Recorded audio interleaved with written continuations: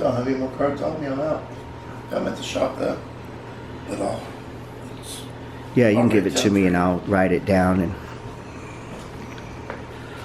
let me adjust this. So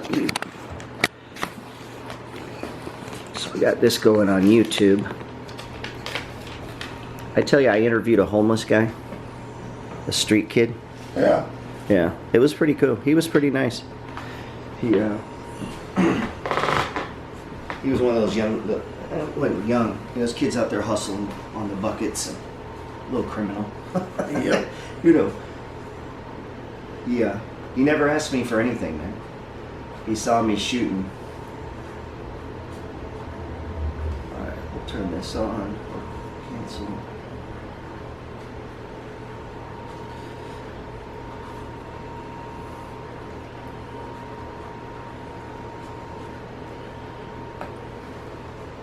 I didn't even ask your last name. I know you told me. It is Filippone. Filippone. So Anthony Filippone. Yep. Sounds Italian or something. I am 100% Italian. Is that what it is? Yeah. Let's go. I can't even hear the music on here. Alright, we're just gonna go right in because this music's fucking with me. Hey guys, we're in New Orleans, and the man next to me here lives next door to me. Let's bring on the podcast. Yes. Hey guys, welcome to the Science of Getting Rich podcast. Always remember, whatever you think about comes about. Whatever you focus on grows. And today, I'm talking with my new friend and neighbor, Anthony, and say your last name again? Filippone. Filippone. Yep. Filippone. Again, we were just saying it sounds Italian to me. And my man is actually from what, Tennessee? Originally from New Jersey, 35 years there. There's the Italian part. So yeah, 16 years in Tennessee and now 6 years here. New Jersey. Now, I was just in New York City. Sorry. And I went to Brooklyn. It was fun, very crowded, very expensive. Yep, that sounds about right. It was it was New York City. That was my first time going, so it was kind of neat. I've been going there since I was a child. I've seen it change from, really a shithole. To decent. Right. I think every town does that. If you look back through the history, you'll see Chicago was terrible, and then the market gets hot, and then it crashes, and then we go through the tunnel, and it would be hookers, and then like porn shops. Street people. And now it's like Disney. It's like Las Vegas. Las Vegas has gone through that. Where Great. It's Gangsterville, and then it's all of a sudden corporate, and they want to bring kids. Yeah. And then now it looks like they're getting away from that kid thing and going back to what they originally. At least the last time I was there. And now we're here in New Orleans, and it's New Orleans. It stays constant. Right. So, you guys know that I bought a place in the French Quarter, and it's unlike any other. Well, at least any city I've ever lived in. New Orleans is different than any other city I've lived in. Any of the shit going on here, you'd be arrested in my town. I mean. Oh yeah, pretty much almost anywhere else. Yeah. Anywhere else in America. It's craziness. Yay to corruption. So. And I think the worst is Canal Street. If you just walk to the end of Canal Street. I don't know about the worst, but as far as in the French Quarter area. Canal's rough. I mean, it can be, especially later in the night. No one needs to be there after midnight. Right. I think everyone, I'm sure you went there at one point when you first moved here. I mean, yeah. I mean, yeah. I've traveled every part of the quarter and the city for that matter, but there's certain places where you don't need to be. Right. That's one of them. I've been over there. I left the casino. And really the smart way to come back is just to catch the quarter immediately. And for me, I would think, and head down. But if you go all the way down Canal, then go up go up that street, it gets a little rougher. Yeah, you don't need to be anywhere from Canal to like the 200-300 block. Right. Late. I've been going out. I did this a few nights, and I'm obsessed with doors. I like doors. I don't know why. So I go out at night and take pictures of doors. There's lots of beautiful architecture here. Tons of hidden gems. I started to put those in a book, and Dan's like, who the fuck is going to look at a picture of There's doors? actually several books on just doors. Right? Yep. Yeah, there's some nice ones here. I'm sure everywhere there's nice doors, but where I live, you can't just walk door to door to door to door to door like you can here. That's a wonderful thing in the quarter. You don't have to drive. You can walk everywhere, every day. Right. I park my car and try not to move it. Tennessee's not like that, right? Oh no. It's like, I'm sure it's more like where I live. Right? It's everything's spread out. Right. You know, you want to walk, it's a half mile to a convenience store. And I was thinking that today I'm walking, or yesterday I'm walking through the quarter and I'm like, I see that school. And I swear to God, I've seen 2 children in like 5 days. I think there's only 1, maybe 2 that live in the quarter full time. Right, and that looks like a private school. Yeah. Right. And they're all charter schools. So I'm sure those people are busing them in or driving in or whatever. Yep. And I'm thinking, this might have been fun if I was a teenager living in the quarter. I would have got in trouble. Oh, I really lucky I didn't move here until my mid-40s. I'd be dead. He's like, I'd be dead. Yeah, there's too much fun to be had. I like that fun.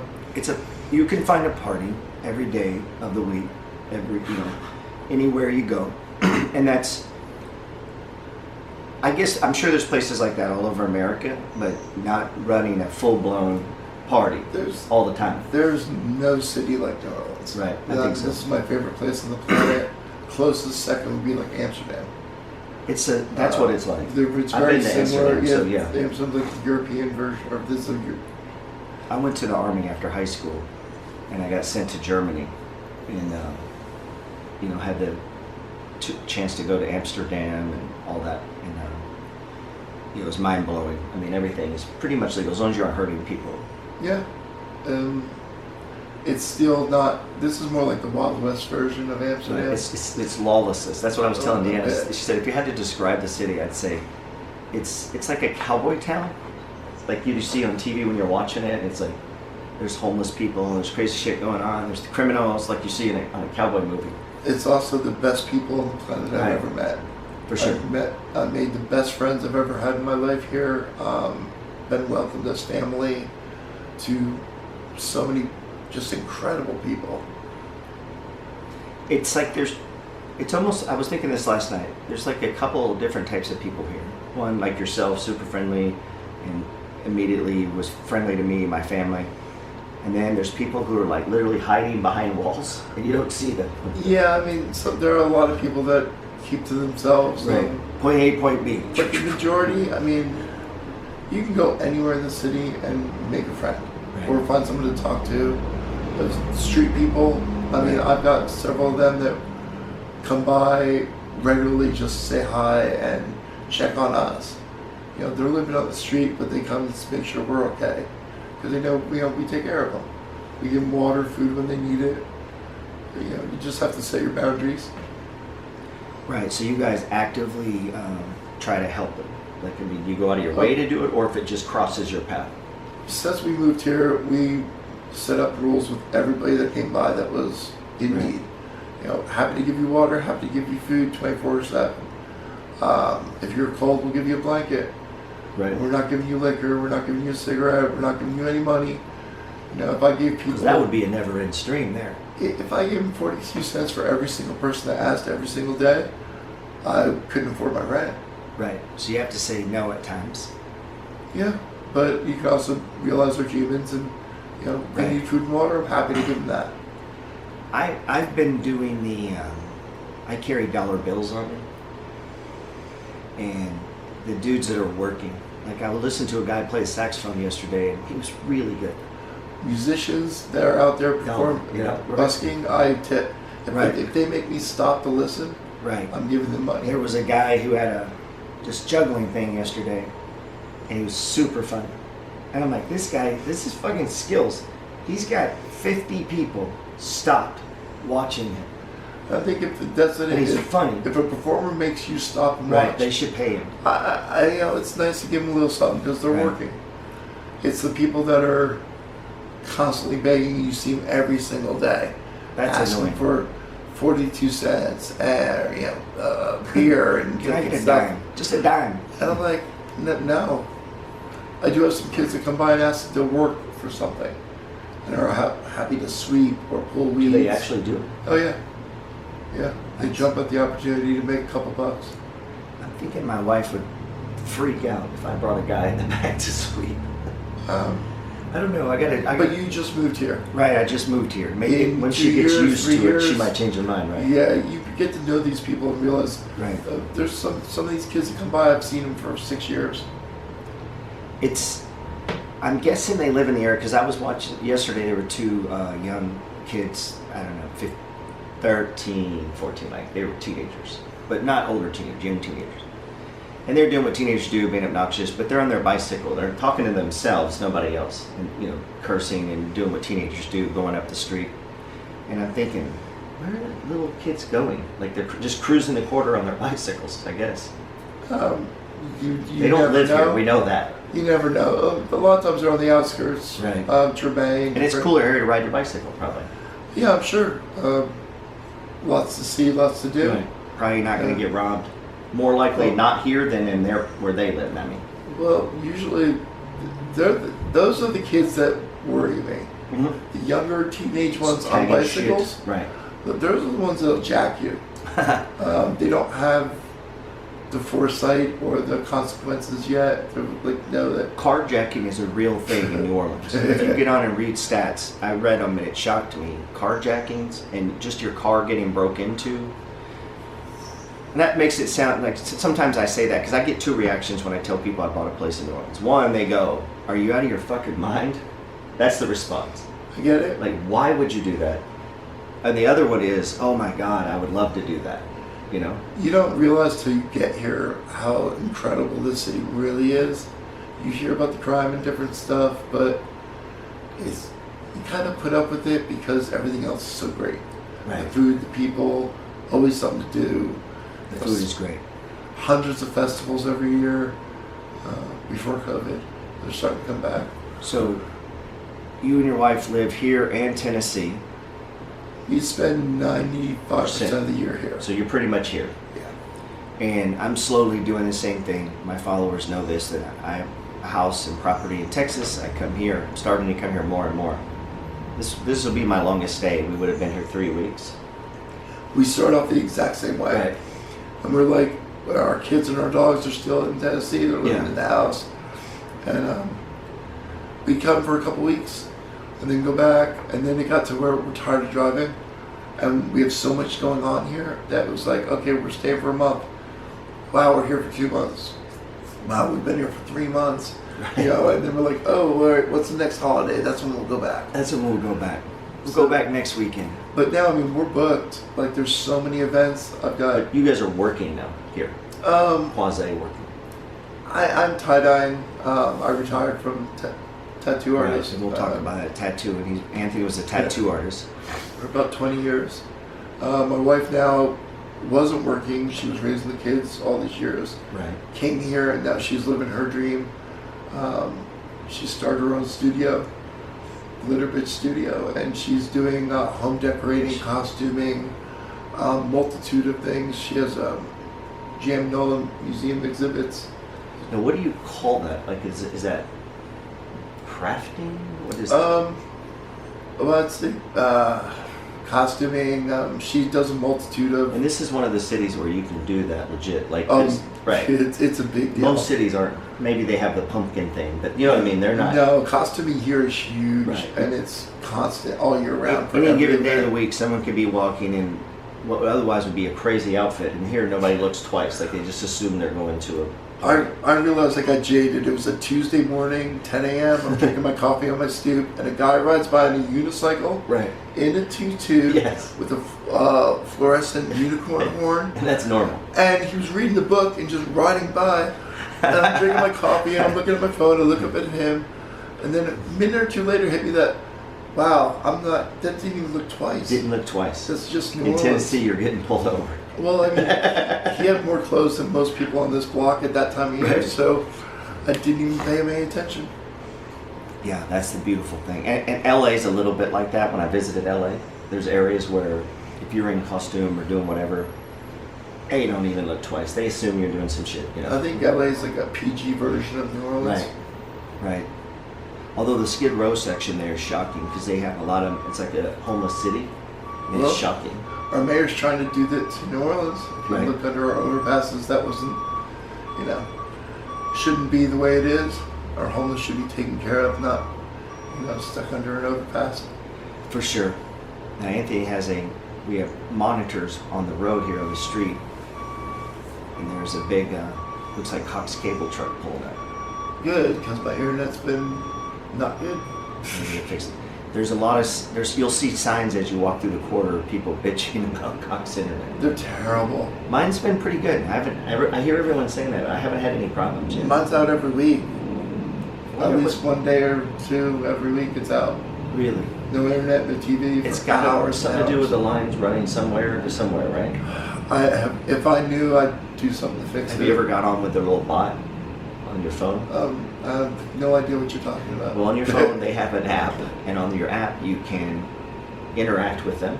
But I came to realize it was a bot after spending an hour trying to. Okay. There was no phone number. There was nobody to call. It was the only way I could talk to them.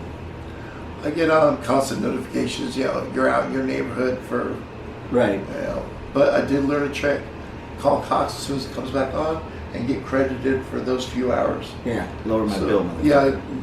I usually get it lowered about $60 a month. There you go. At least. That works. All right, so we're the same age, 51, right? 50. And you grew up in New Jersey, I did.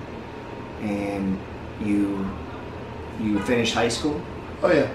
and then you go to college or anything? I went to college for about a year. Community and, college? Yes. Started there. I hated college. I hated school, Yeah. but I was EMT, then got into firefighting, and went that direction. So, and I think you were telling me when you say firefighting, you were talking about like wildfires. Well, yeah, I was going to do that. Okay. I had been training, and I had been a firefighter for a year or so, and I was 21, and I got blown up in a fire accident. But you were actively working as a fireman, I was a full-time EMT.